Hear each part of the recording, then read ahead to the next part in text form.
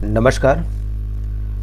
आज 5 अगस्त से 11 अगस्त के इस सप्ताह के महत्वपूर्ण साप्ताहिक प्रश्न जो प्रतियोगी परीक्षा में पूछे जा सकते हैं, वे सभी प्रश्न का चर्चा होगा और वीडियो के अंत में पिछले सप्ताह के प्रश्नों का रिवीजन भी होगा और सिर्फ 2 प्रश्न आप लोगों से पूछा जाएगा। अब हम डेस्कटॉप पर चलते हैं। आज का पहला प्रश्न है, हाल ही में फिजी का सर्वोच्च नागरिक पुरस्कार प्राप्त हुआ, तो इसका उत्तर होगा option number A, Droupadi Murmu हाल ही में फिजी का सर्वोच्च नागरिक पुरस्कार प्राप्त हुआ।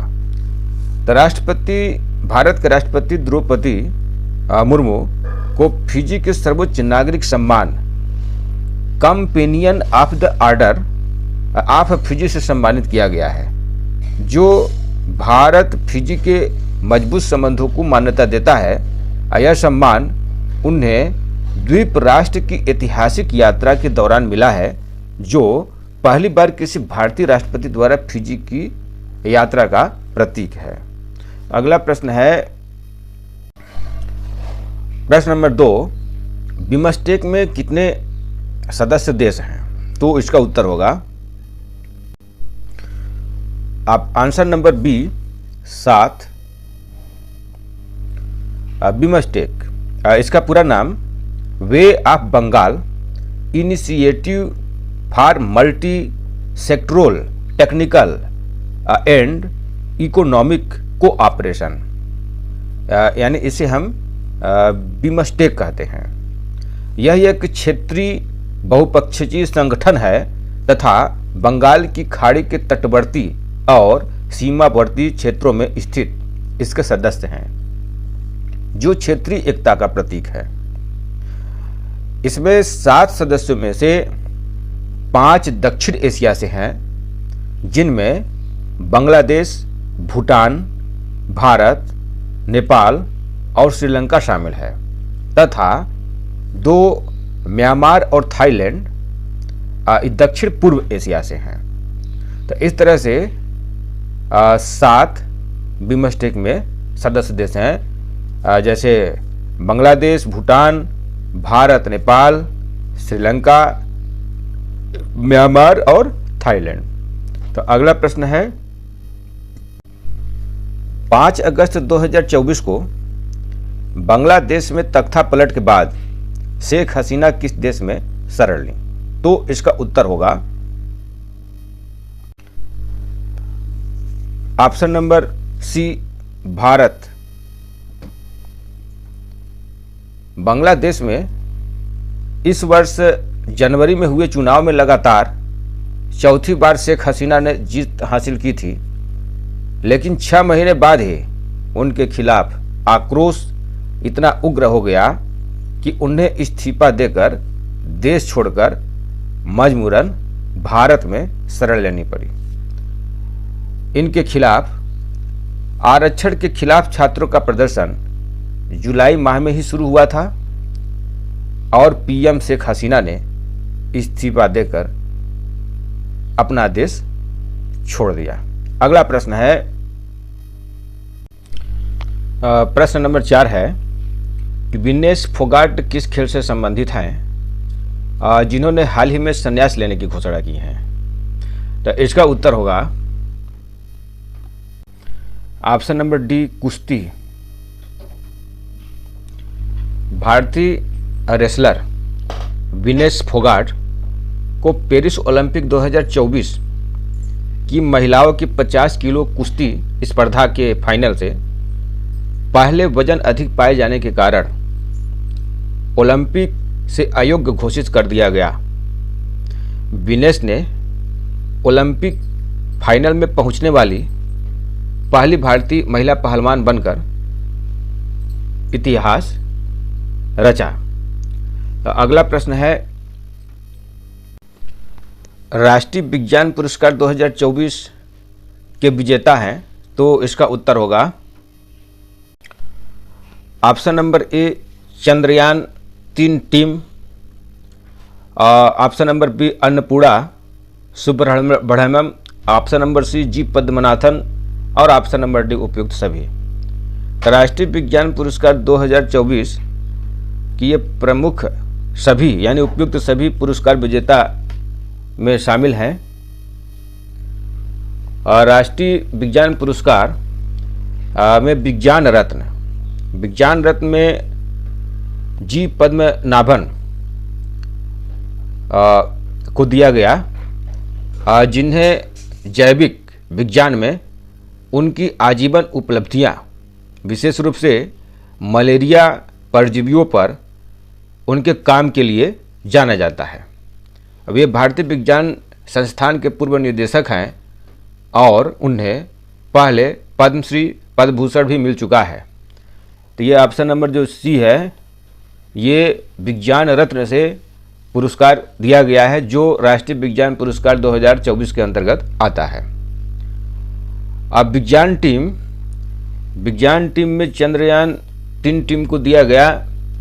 तो चंद्रयान 3 टीम को 2023 में चंद्रमा पर भारत के पहले अंतरिक्ष यान को सफलतापूर्वक उतारने के लिए विज्ञान टीम को सम्मानित किया गया है, जो भारत के अंतरिक्ष अन्वेषण इतिहास में एक मील का पत्थर है। तो इस तरह से राष्ट्रीय विज्ञान पुरस्कार 2024 में चंद्रयान 3 टीम भी शामिल है। विज्ञान श्री अन्नपूर्णा सुब्रह्मण्यम, ये ऑप्शन नंबर जो बी है, ये तारा समूहों और आकाश गंगाओं का निर्माण और विकास में जयंत भालचंद्र उदगांवकर जीव विज्ञान और नवा कुमार मंडल कण भौतिकी में यह पुरस्कार दिया गया है, जिसे विज्ञान श्री भी राष्ट्रीय विज्ञान पुरस्कार 2024 का एक भाग है। इसके साथ ही विज्ञान युवा भी 2024 राष्ट्रीय विज्ञान पुरस्कार का एक भाग है।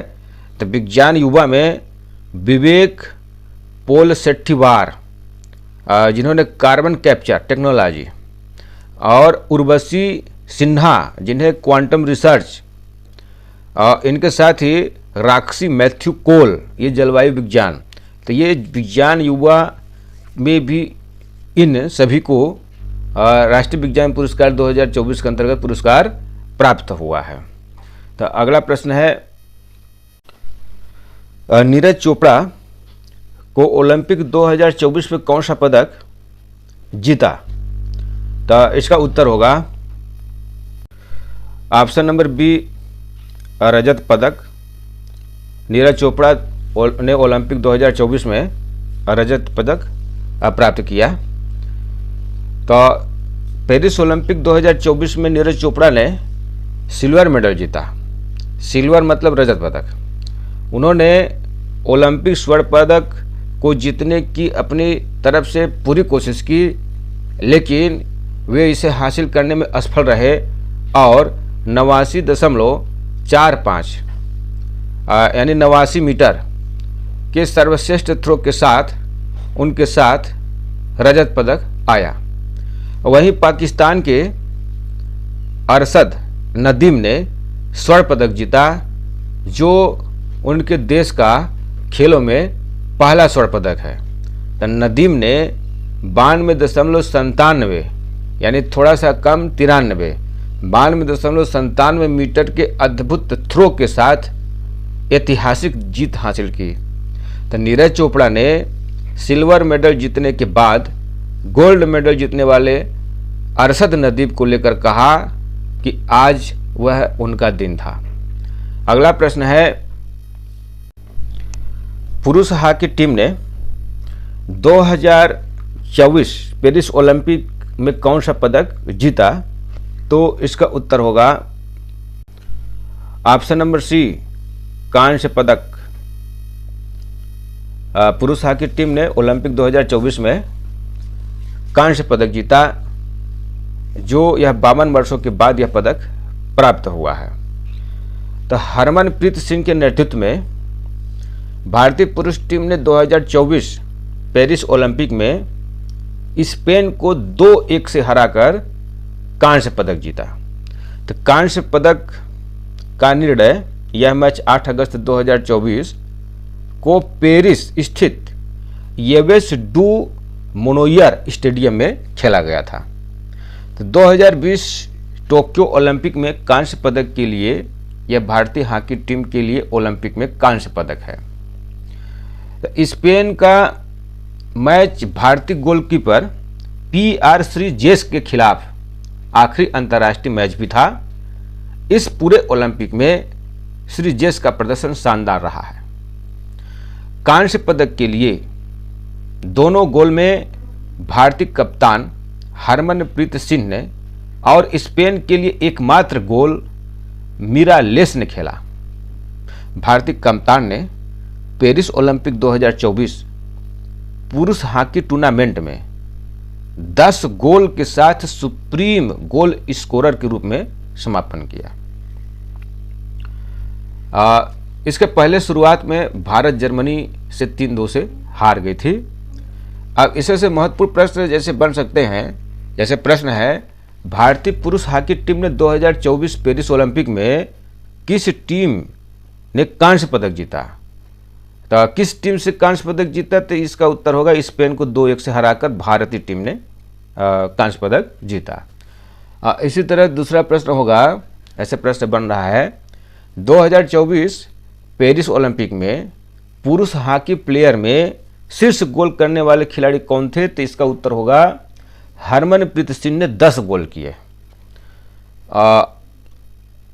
इस तरह से हॉकी में प्रश्न बन सकते हैं। पुरुष हॉकी टीम ने ओलंपिक में अब तक कितने पदक जीते हैं, तो इसका उत्तर होगा 13 पदक। तो 8 स्वर्ण है, 1 रजत है और 4 कांस्य है। इस तरह से 13 पदक हैं। और अगला प्रश्न है कि ओलंपिक में भारतीय पुरुष हॉकी टीम ने आखिरी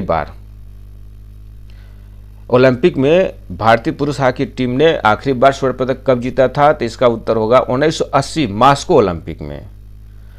और अगला प्रश्न इस तरह से और बनता है कि 2024 पेरिस ओलंपिक में भारतीय पुरुष हॉकी टीम के कप्तान कौन थे, तो इसका उत्तर होगा हरमनप्रीत सिंह। तो इस तरह से अगला प्रश्न है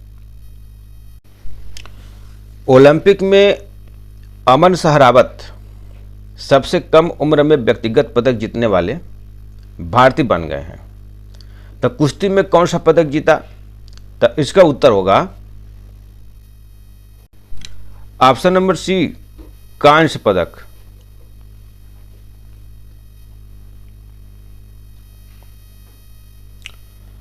ओलंपिक में अमन सहरावत ने कांस्य पदक जीता। तो अमन सहरावत ओलंपिक पदक जीतने वाले भारत के 7वें पहलवान बन गए हैं। इसके पहले KD जाधव 1952 में कांस्य पदक जीता था। सुशील कुमार 2008 में कांस्य और 2012 में रजत पदक प्राप्त किया था। योगेश्वर दत्त 2012 में कांस्य पदक, साक्षी मलिक 2016 में कांस्य पदक, बजरंग पुनिया ने 2020 में कांस्य पदक और रवि दहिया 2020 में यह कारनामा कर चुके हैं। तो इसके साथ अमन सहरावत इस ओलंपिक में कांस्य पदक प्राप्त किए हैं। तो ये ओलंपिक में पदक जीतने वाले सबसे युवा भारतीय बन गए हैं। तो अमन सहरावत ने 21 साल 0 महीना और 24 दिन की उम्र में यह पदक जीता है। तो इस तरह से वे सबसे कम उम्र में व्यक्तिगत पदक जीतने वाले भारतीय बन गए हैं। इससे पहले यह रिकॉर्ड PV सिंधु के नाम था, जिन्होंने 2016 में पदक जीता था। रियो ओलंपिक 2016 में PV सिंधु की उम्र 21 साल 1 महीने और 14 दिन था और अमन सहरावत का यह 21 वर्ष 24 दिन है। इस तरह से ये भारतीय ओलंपिक में पदक जीतने वाले सबसे कम युवा खिलाड़ी बन गए हैं। तो अगला प्रश्न है, शांति का नोबेल पुरस्कार विजेता मोहम्मद यूनुस किस देश के निवासी हैं? तो इसका उत्तर होगा ऑप्शन नंबर डी, बांग्लादेश।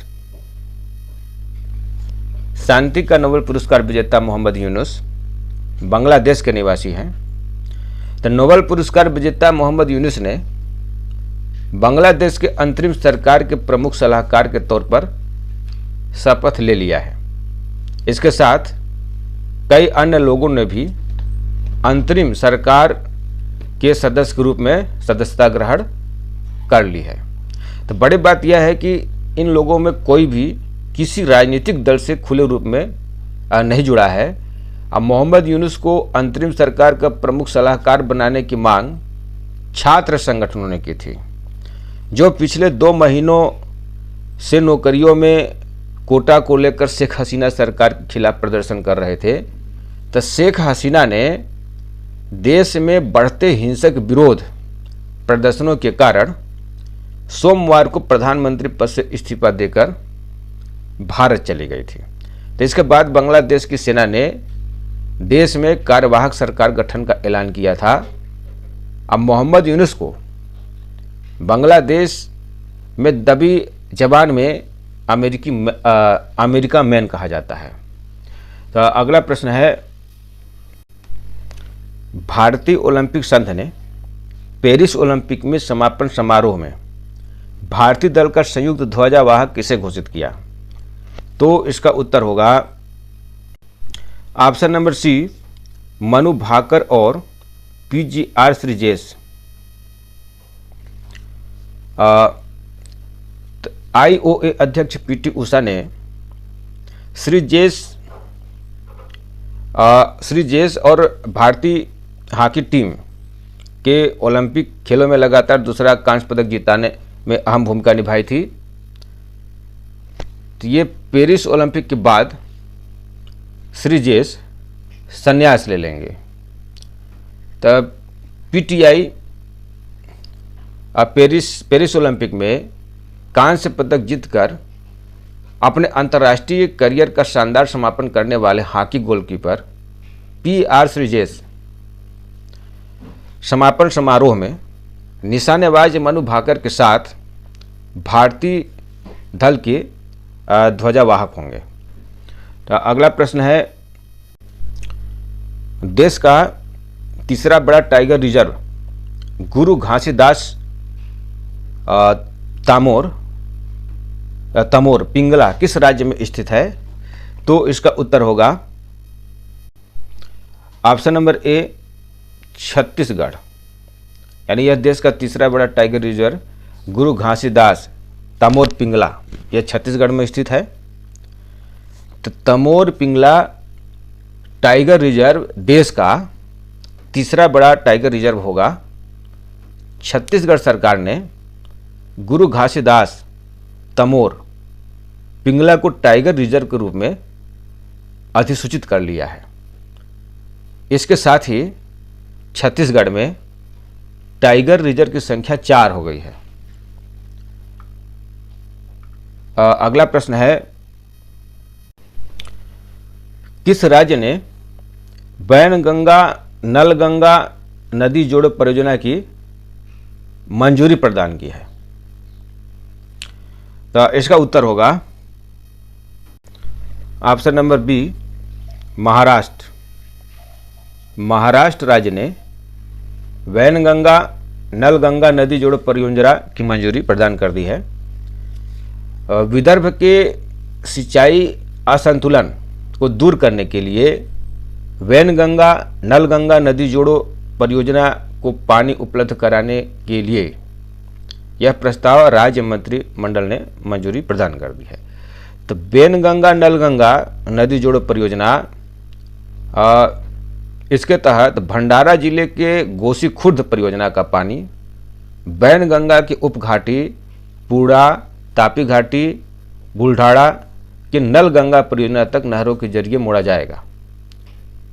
इसके इससे विदर्भ के नागपुर, वर्धा, अमरावती, यवतमाला, अकोला, बुल्ढाना इन 6 जिलों के 15 तहसीलों के 3,71,277 हेक्टेयर क्षेत्र में सिंचाई की जा सकेगी।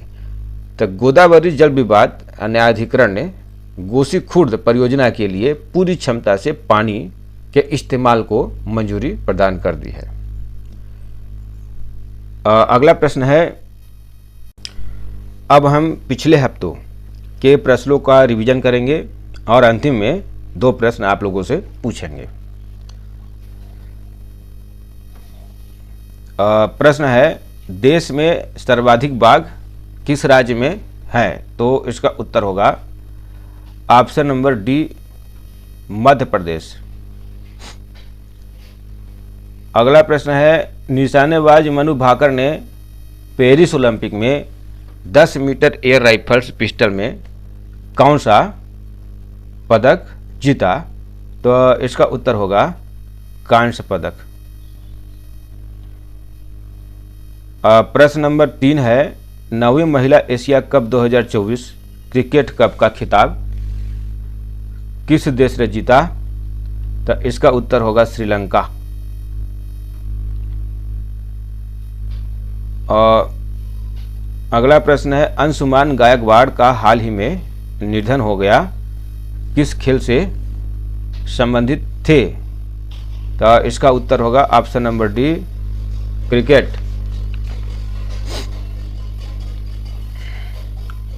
भारतीय निशानेबाज स्वप्निल कुसाले ने पेरिस ओलंपिक में 50 मीटर राइफल में कौन सा पदक प्राप्त किया? तो इसका उत्तर होगा ऑप्शन नंबर सी, कांस्य पदक।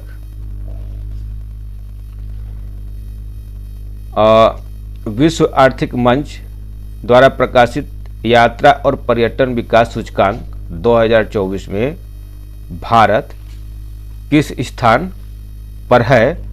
तो इसका उत्तर होगा ऑप्शन नंबर बी, 39वें स्थान पर।